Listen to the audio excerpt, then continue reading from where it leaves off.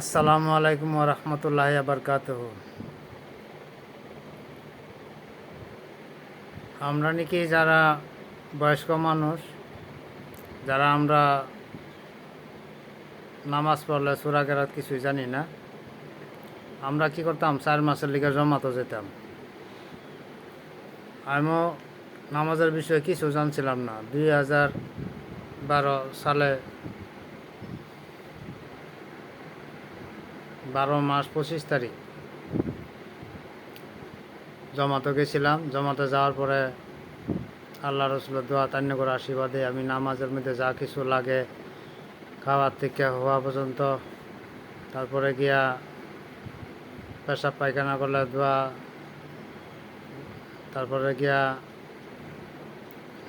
ইত্যাদি যা আছে আর কি, ওজোর থেকে লইয়া সুরা সব কিছু আমি শিখতে পারছি। আর 2012 থেকে আমি যে নামাজ পড়বার ধরছি, আমি নামাজ ছাড়ছি না, কিবা সারবার পাইছিও না, আর মরা করে আর ছাড়তামও।